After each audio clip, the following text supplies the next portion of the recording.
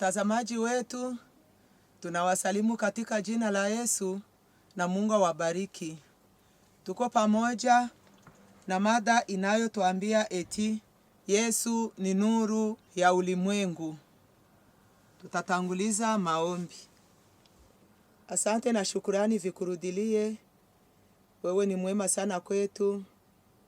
Zidi kuzingatia uhai wa kila mmoja wetu. Tazama tungali tunapumua ni kwa ajili ya neema kubwa kutoka kwako, upewe sifa milele na milele. Tunashuka chini ya msalaba wako tukikuomba utusamehe dhambi na makosa, utuondolee.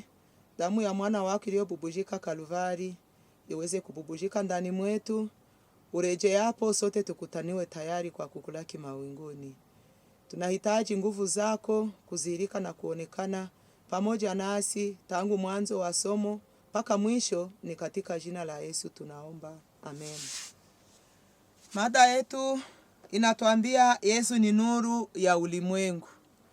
Hebu basi tuanzie somo letu katika kitabu cha Yohana, sura yake ni ya kwanza, kuanzia mstari wa kwanza mpaka mstari wa 5. Panasema hivi: katika mwanzo alikuwa neno, na neno alikuwa pamoja na Mungu, na neno alikuwa Mungu. Huyu kwa mwanzo alikuwa pamoja na Mungu. Vitu vyote vilifanyika kwa huyu, na pasipo yeye hakikufanyika hata kitu kimoja kilichofanyika. Ndani yake ulikuwa uzima, na uzima ulikuwa nuru ya watu. Na nuru iling'aa katika giza, na giza halikuishinda.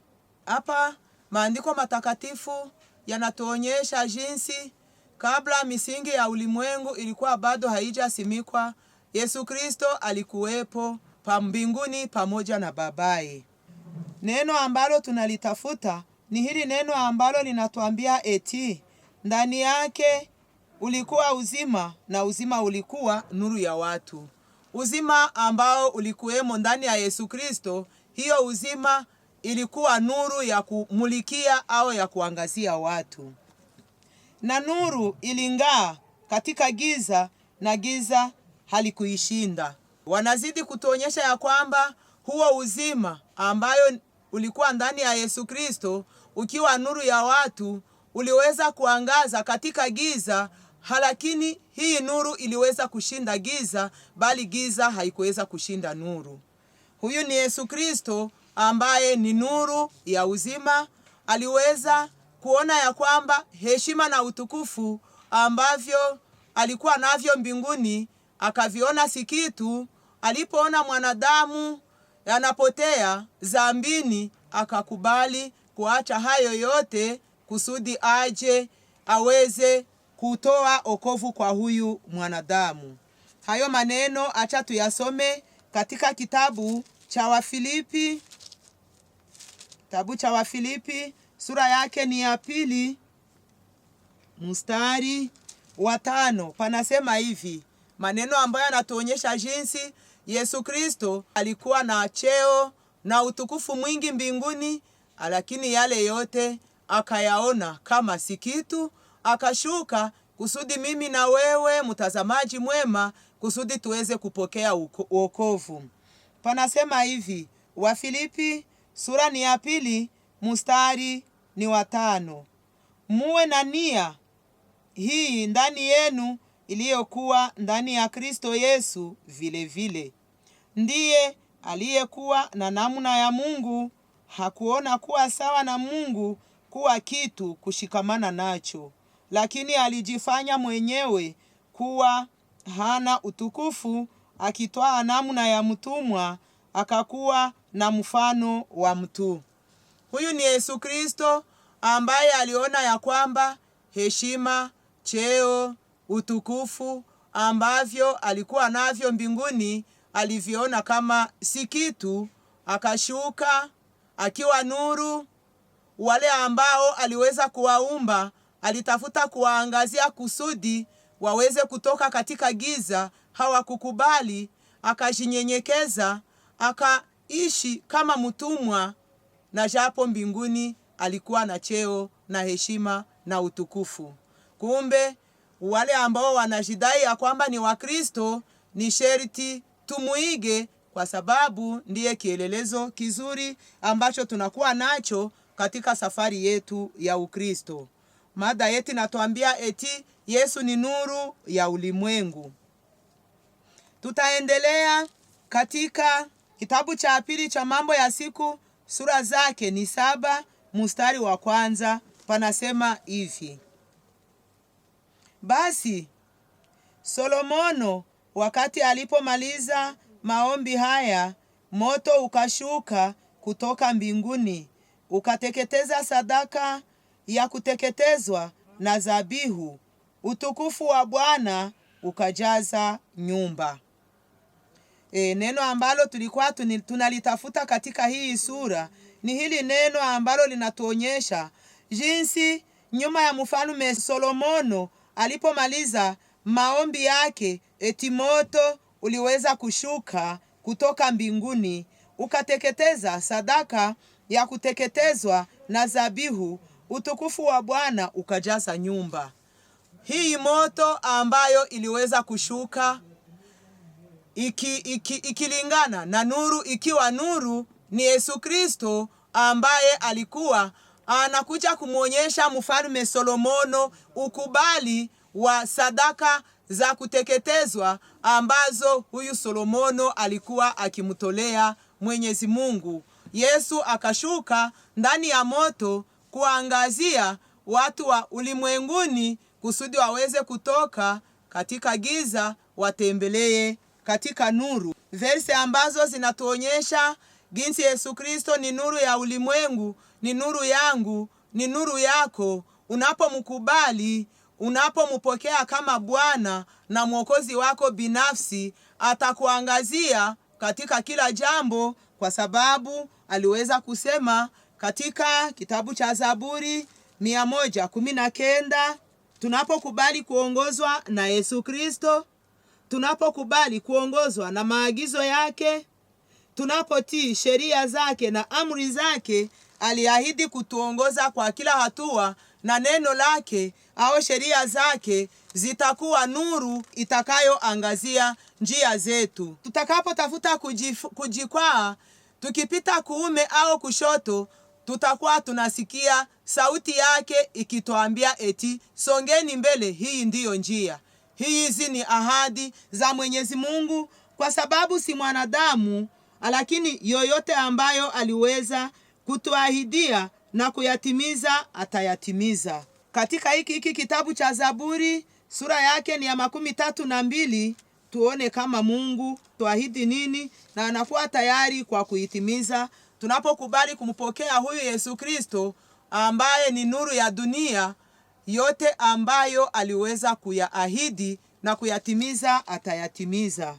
Zaburi 32 mstari ni wa 8, anatuambia hivi: Nitakufundisha na kukuonyesha njia utakayokwenda. Nitakushauri na jicho langu litakutazama.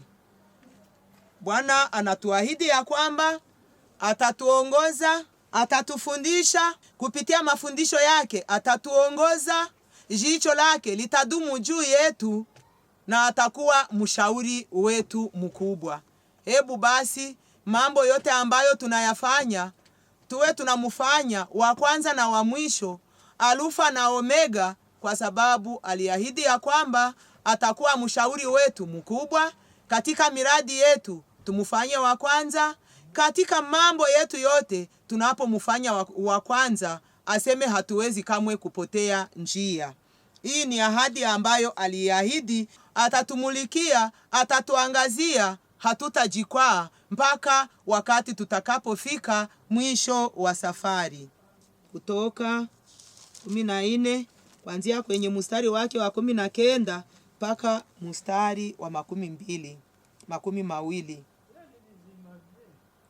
Malaika wa Mungu aliyekwenda mbele ya kambi ya Israeli akaondoka, akakwenda nyuma yao.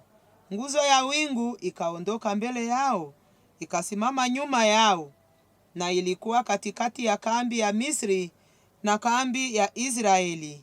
yakakuwa wingu na giza, hata hivi likaangaza usiku, wala hawakukaribiana usiku mzima.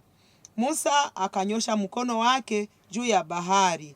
Bwana akaendesha bahari kwa upepo wa mashariki wa nguvu usiku mzima, akafanya bahari kuwa nchi kavu, maji yakatengwa. Hapa tumeona jinsi usiku, hapa ni katika safari ngumu ya kuchosha ya masumbufu ya wana wa Israeli walipokuwa wakitoka katika nchi ya utumwa, yani Misri, wakielekea nchi ya ahadi, yani Kanana. Eti Mungu alikuwa katika usiku, alijidhihirisha kwao akiwa katika wingu. Acha tuongeze tusome. Malaika wa Mungu aliyekwenda mbele ya kambi ya Israeli aliondoka akikwenda nyuma yao. Nguzo ya wingu ikaondoka mbele yao, ikasimama nyuma yao, na ilikuwa katikati ya kambi ya Misri na kambi ya Israeli. Yakakuwa wingu ya giza, hata hivi likaangaza usiku. Huyu ni Yesu Kristo ambaye alikuwa akijionesha katika hii nguzo. Usiku ilikuwa ikigeuka nuru ya kuwamulikia kusudi wasije wakajikwae. Tunajifunza neno linalotuambia eti Yesu ni nuru ya ulimwengu.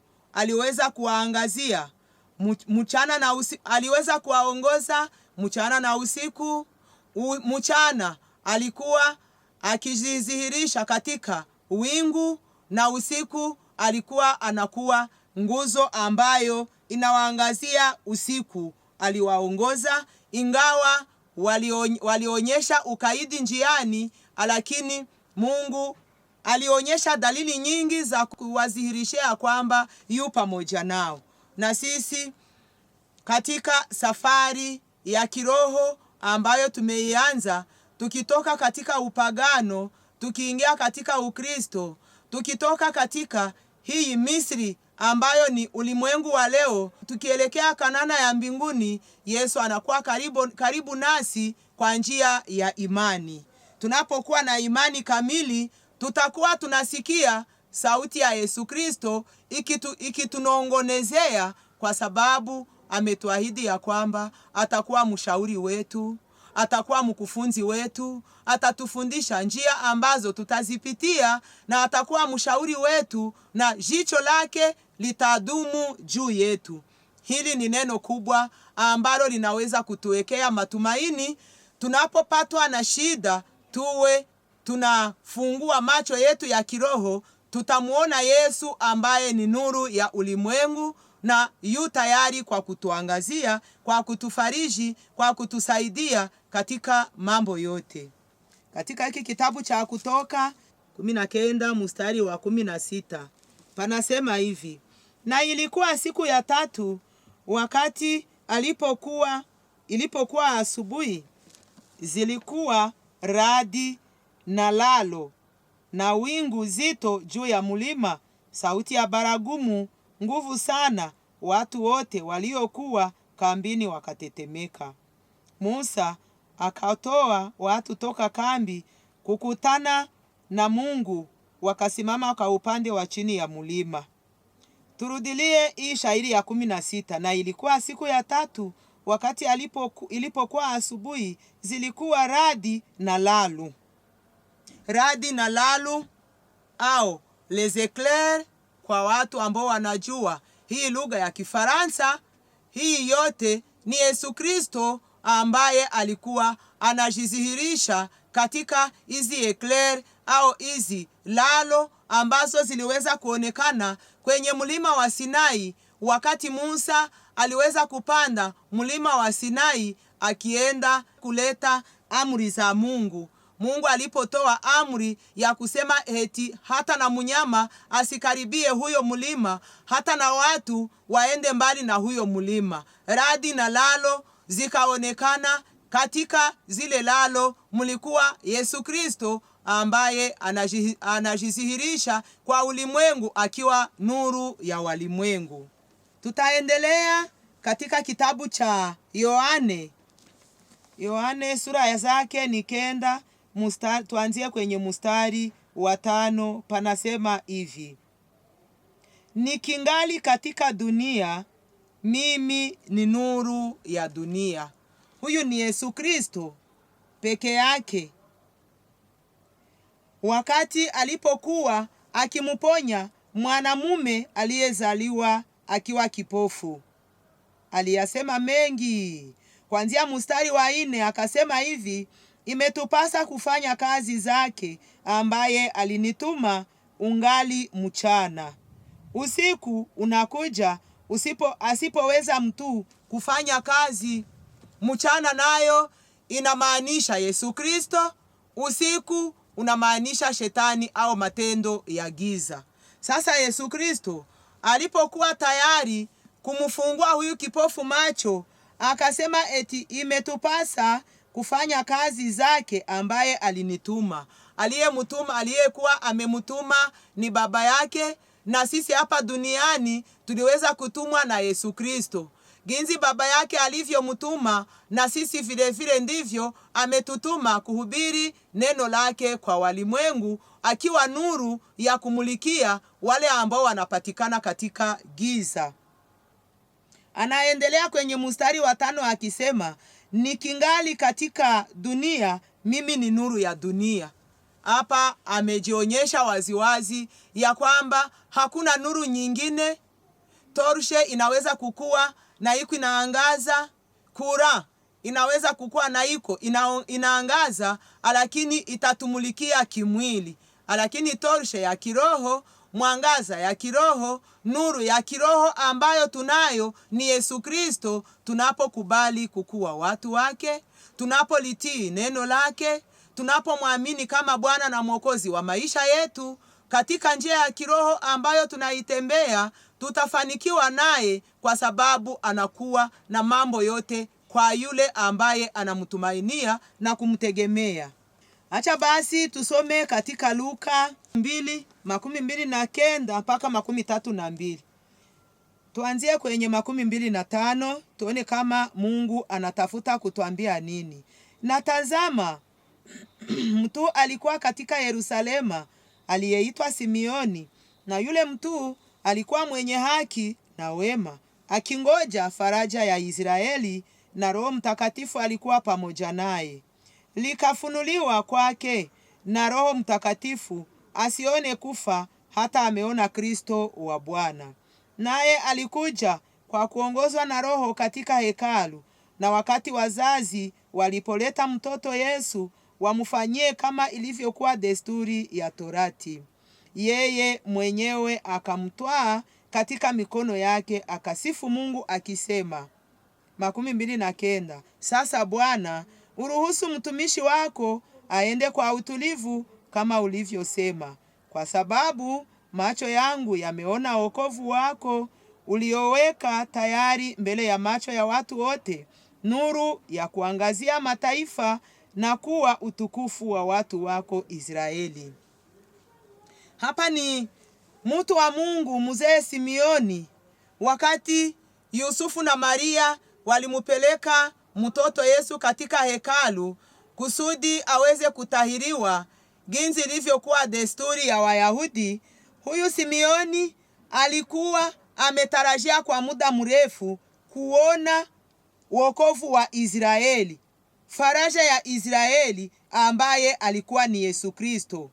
Sasa alipomuona, alimutwaa kwenye mikono yake na kusema maneno mazuri, na mpaka ginza akamwambia Mungu eti, ukipenda unaweza kuniaga, nikipenda naweza hata na kufariki, kwa sababu lile ambalo nilikuwa nikilichunga kwa hamu nimelipata.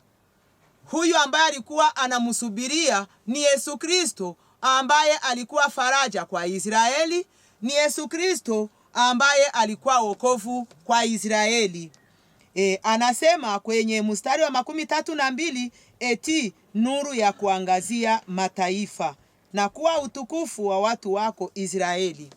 Yesu Kristo aliweza kuonekana katika Israeli akiwa nuru ya kuangazia si Wayahudi tu, si Waisraeli tu, bali ameonekana akiwa nuru ya kuangazia walimwengu wote mpaka mwisho ya dunia.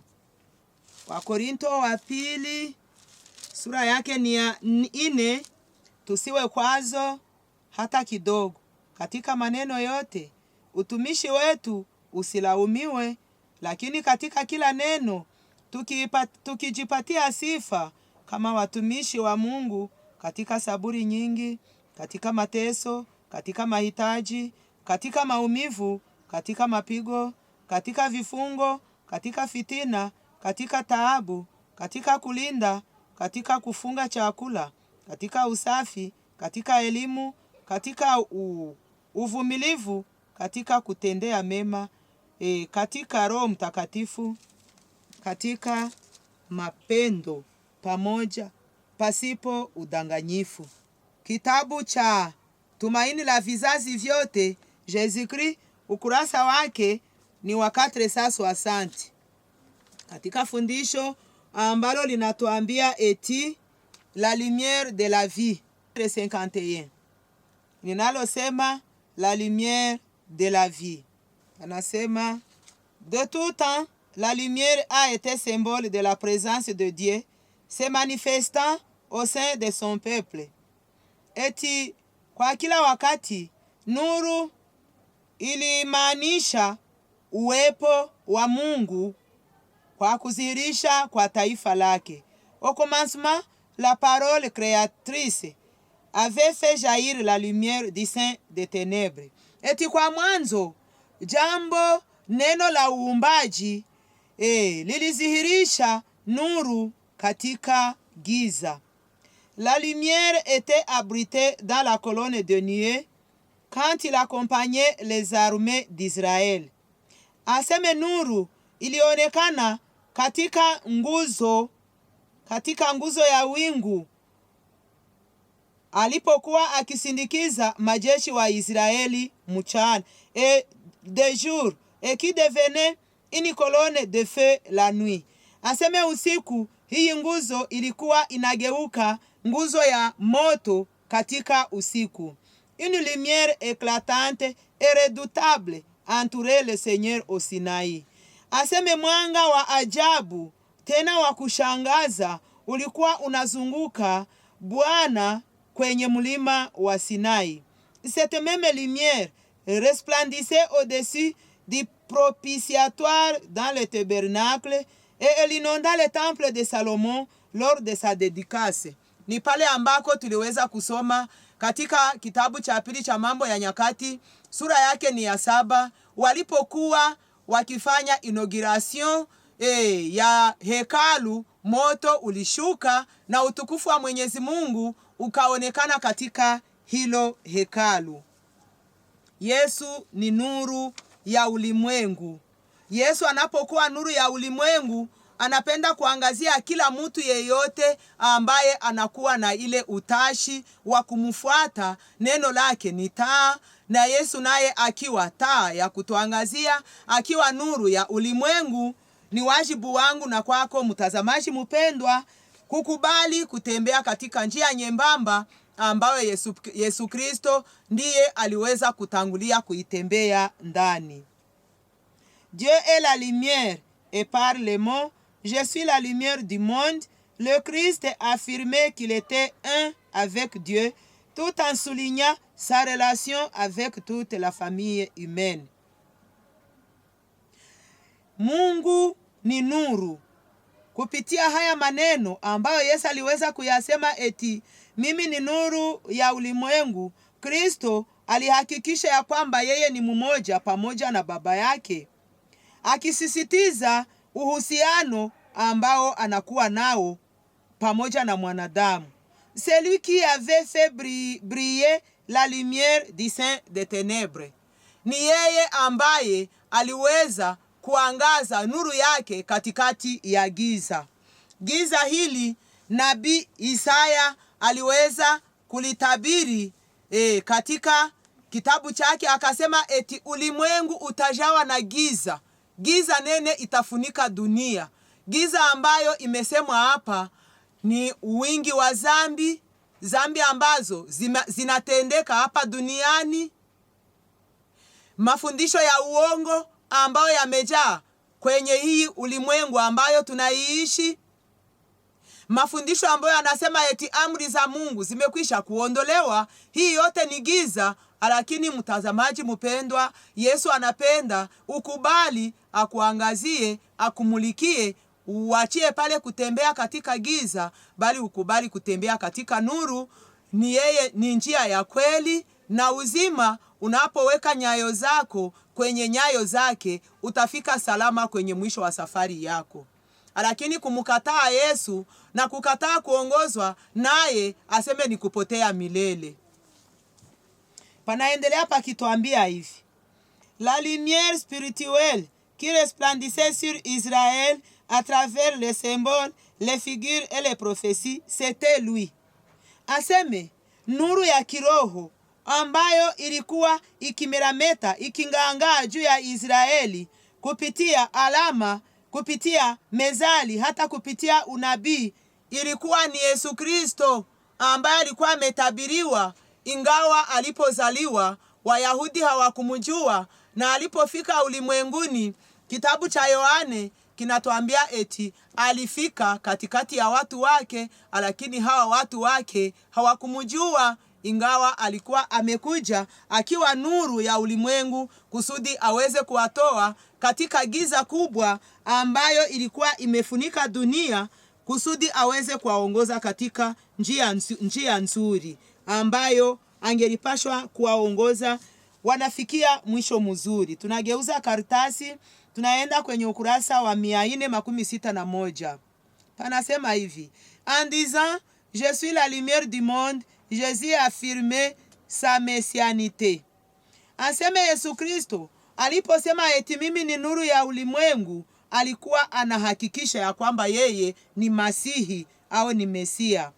Le vieillard Simeon, dans ce même temple où Jésus enseignait maintenant, l'avait présenté en ces termes. Mzee Simeoni katika hili hekalu ambalo Kristo alikuwa akilifundisha ndani, alikuwa amemuonyesha katika haya maneno: lumière pour éclairer les nations et gloire de ton peuple Israël. Alikuwa amemuonyesha watu akisema eti yeye ni nuru ya kuangazia mataifa, tena yeye ni utukufu kwa taifa lake la Israeli. Tulikuwa tukijifunza neno linalotuambia eti Yesu ni nuru ya ulimwengu. Achilia basi, kwa sababu Yesu Kristo alikuwa akihubiri neno la Mungu, watu wanaokoka, wanapona zambi, lakini miili nayo alikuwa haiachi, alikuwa akitunza. Ndiyo maana na sisi tunapenda tuwasaidie kusudi mupone kiroho na muweze kupona hata na kimwili, kwa sababu mwili ambao unazofika, mwili wa kugonjwa, hauwezi kamwe kumshukuru au kumtukuza au kumtumikia Mwenyezi Mungu. Ndiyo maana tunapoelekea mwisho, tunatafuta kuwasomea mafaa ya gombo okra. Wamoja wanaita gombo okra, wengine huiita dongo. Ukurasa wa 223, kitabu ambacho kinaitwa mapishi yanayoleta afya nzuri. 223. Hii dongo ambayo wengine wanaita eti ni gombo okra ni chakula ambacho ni tajiri sana, ingawa wamoja wanaikataa, aseme inakuwa na buterezi mingi. Lakini acha tuambie kwamba hiyo buterezi yake njoo nguvu zake, njoo force yake inaenda, kwa sababu mwili wetu nao unakuwa na lazima ya buterezi zaidi sana katika maunganishio na katika matumbu yetu na katika mifuko yetu ya chakula na katika njia za kwenda kufanya choo. Hii uterezi inahitajika. Angalia Mambo chumvi za madini ambazo zinapatikana katika hii gombo okra au dongo. Munapatikana magnesium, munapatikana folate, munapatikana vitamine A, vitamine C, vitamine K, vitamine B6. Hiki chakula cha gombo okra kinakuwa na mazuri mengi, mukiwemo kutuma njia za uyeyushaji wa chakula. Inailetea hizi njia za uyeyushaji wa chakula zinatumika vizuri. Hii gombo okra ni msaada mzuri kwa watu ambao wanasumbuliwa na magonjwa ya asme. Gombo okra inalinda kunenepa kuzidi kupita kiasi. Wale ba mere kilo wenye unakutanaka mama unakutana yuko napima 5 kilo, aseme hii gombo okra ni msaada mzuri kwake. Inaletea ngozi kukua na afya nzuri, inaletea ngozi kutereza, inaletea ngozi kuangara na kumerameta. Inasaidia macho, inalinda constipation. Unapoitumia unafanya choo kubwa kwa urahisi. Inaongezea mwili kujigombana, kwa manake mwili ambao unazoea kutumia okra sana haushikwi na magonjwa ovyo. Ni chakula kizuri kwa watu ambao wanakuwa na probleme ya kisukari au diabete, kwa sababu inakuwa na kitu kinachofanana na insuline nzuri. Inalinda figo zetu zitumike vizuri. Inalinda njia zetu za kusafirisha damu.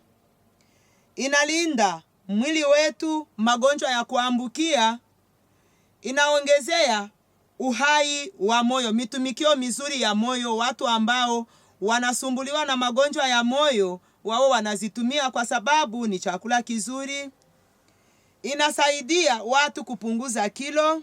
Inaondoa uchafu mwilini ambao ungelikuwa chanzo cha magonjwa. Inakuwa tajiri kwa fibre ambayo inahusika na kuregeza mfuko wa chakula na matumbutumbu. Inapunguza stress kwa watu ambao wanahangaika na kubabaika. Ni chakula kizuri kwa wao. Inakuwa kinga nzuri kwa ini. Ni chakula kizuri ambacho kinatuma nywele zinakuwa nzuri, kwa ajili ya kitu ambacho kinakuwa ndani kinaitwa collagen. Hii collagen inatuma na ngozi nayo inaangara, na inatuma nywele zetu zinakuwa na afya nzuri. Si kwa kuzila tu kusudi ziwe na manufaa kwa nywele zetu, si kwa kuzila tu, bali unaweza na kuzikamata, unakatakata, unatokotesha ndani ya maji, kisha hayo maji yanapotereza na kukokotana, unaifanya maji ya kusafisha nywele zako. Inatunza mishipa kwa ajili ya chumvi ya madini magnesium na potassium. Inaletea mishipa kukua elastike, inakuwa nyepesi. Zinakuwa msaada kwa wamama ambao wanakuwa wajawazito, kwa sababu inakuwa tajiri kwa folate. Inakuwa tena msaada mzuri kwa wamama. Matumizi: kamata okra 2, uzipasue mara 2 au uzikate vipande vidogo, uweke katika maji mazuri ya baridi, imalize pamoja na mai saa 8. Kisha utaondoa zile gombo okra ambazo umekata. Kisha unaweza kuzinywa, au kama uko na kamashini ambako kanahusika na kusaga vyakula, hayo maji pamoja na ile gombo okra ambayo umeikatakata utamwanga katika kamashini, kisha katavisaga, kisha uchuye, kisha ukunywe. Uwe unakunywa vere kila asubuhi, ni vere 1 kila asubuhi. Hii ni dawa nzuri ambayo Mungu aliweza kutuumbia kusudi tujisaidie nayo, tukijua ya kwamba kila mtu ambaye anajua ya kwamba ni sherti awe na sehemu kusudi afya yake iwe nzuri. awe anajisaidia na maumbile, vinakuwa na msaada mzuri zaidi sana unapovitumia vikiwa vibichi. Tukielekea sasa mwisho, acha tuambie mafaa ya kuikala ndani ya maji au kufanya kitu wanaita bain de siege. Kukuwa na kazoezi nzuri ya kuikala katika maji. Maji yanatunza tunapo ya kunywa, maji yanatunza tukiyakanyanga ndani, maji yanatunza tunapoweka ndani mikono yetu, maji yanatunza tukiogelea kwa wale ambao wanakuwa na neema ya kuishi karibu ya ziwa au kuishi karibu ya mitoni mikubwa mikubwa. Inakuwa na mafaa kwa namna nyingi. Inatunza unapoweka ndani kitambaa na kukiweka mahali ambako unaugua. Mazuri ya kuikaa ndani ya maji. Ni msaada mzuri kwa mitumikio mizuri ya matumbutumbu. Kuikala ndani ya maji, ni maji mengi, unatia ndani ya basin, unaikala ndani ya maji mpaka ginzi yanafika mukitofu au yanavuka kitofu, utakuwa huku naletea matumbutumbu yako kutumika vizuri. Haya maji yanakuwa msaada mzuri kwa kutumikisha vizuri sehemu za uzazi. Kazoezi nzuri ya kukaa katika maji, maji ambayo tunahitaji kuwa tunayakaa ndani ni maji ya uvuguvugu. Yanakuwa dawa nzuri ya kutuma sehemu za uzazi zinatumika vizuri. Ni dawa nzuri kwa wale ambao wanagonjwa rhume au mafua. Ni msaada mzuri kwa wale ambao wana sauti yao inapotea. Na japo hana kikohozi, lakini anaposema unasikia kasauti ambako kanatoka ni kasauti ka chini sana. Kile ambacho wamekiita baisse de la voix. Ni msaada mzuri kuikala katika maji au bain de siege. Inasaidia kwa magonjwa ya larynx. Tunaposema larynx ni unapoingia kinywani uku yulu njo kwenye kunaitwa larynx. Inakuwa msaada mzuri kwa hayo magonjwa. Ni msaada mzuri kwa magonjwa ya kutoka usaha ndani ya lisikio au otite. Inapiganisha constipation, inakinga magonjwa ya hemorrhoide na maumivu yoyote ambayo yanaweza kumupata mtu mahali hapa muanisi tuseme vile. Inaleta mitumikio mizuri ya figo. Inaondoa uchafu kupitia njia za kukojoa, inaondoa uchafu. Mtu ambaye hasinzi yake vizuri, mtu ambaye anapatwa na insomnia, kuikala ndani ya maji nayo itaweza kukua msaada kwake. Inaleta mitumikio mizuri ya mfuko wa mkoyo. Inaleta kutembea kuzuri kwa damu katika njia za damu ambazo zinahusika na usafirishaji wa damu. Kuikala ndani ya maji aseme ni dawa nzuri ambayo inatuma mishipa inakuwa elastifie, manake inakuwa miepesi. Haya maneno yaliweza kupatikana katika kitabu kinachoitwa Guérison Divine, ukurasa wake ni wa 52. Acha basi tuwaambie mapishi ambayo yatakuwa nayo msaada mzuri kwa magonjwa. Mtazamaji wetu, kama unaweza kukua na unakuwa na hayo magonjwa, Mungu amependa ufunuliwe namna ya kupiga kusudi ujitunze mojawapo wa haya magonjwa. Ukikutana unayo au ukikutana wajirani wako wanayo, hapa utakuwa na umebarikiwa. Kamata nusu ya libogi. Sukula kwanza hiyo libogi. Utakapomaliza kuisukula, utoshe kwa 1/4, lakini ikwe ile libogi yenye iko na couleur ya jaune. Yenye inakuwa na rangi ya kimanjano. Utachanga ndani birai, kisha ukamate matungulu ya mingi ya poaro. Utakapomaliza hii mchango uichange kwa pamoja, uipige pamoja, upigishe maji ya kidogo.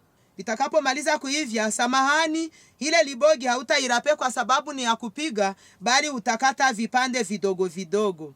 Nyuma sasa utakamata pembeni utengeneze karote na tomate pamoja na poivron, kisha ubikalange. Kwa sababu natafuta kujitunza, utapigisha mafuta ya huile d'olive. Utakamata sasa ile mchango ya libogi na birai vyenye utokotesha pamoja na matungulu ya poaro, kisha ubimwange muile sosi yenye umetengeneza. Utageuza mpaka ginzi vyote viambatani. Vinapomaliza kuambatana, utavila ukijitunza macho, ukijikinga kanser. Utakuwa unaenda kuchoo bila kuchoka. Utakuwa umetuma figo zako zinatumika vizuri. Utakuwa umetuma damu yako inasafiri bila shida. Utakuwa umejikinga vivimba vya ndani ya ubongo au tumeur du cerveau. Utakuwa umesaidia sehemu za uyeyushaji wa chakula. Utakuwa umejipatia damu nzuri na utakuwa umeondoa mafuta mabaya katika damu. Tulikuwa tukijifunza eti Yesu ni nuru ya ulimwengu. Huyu Yesu ndiye amejifunua kwa watumishi wake, akawaonyesha jinsi ni sherti tutumie maumbile. Ni nuru ambayo iliweza kutoka kwa Yesu Kristo, akaionyesha watumishi wake na wajakazi wake, kusudi wale ambao wanajua ya kwamba miili yao ni hekalu la Mungu waweze kujisaidia. Hebu basi watazamaji wapendwa, tuombe Mwenyezi Mungu aweze kutubariki, ni katika jina la Yesu. Amen.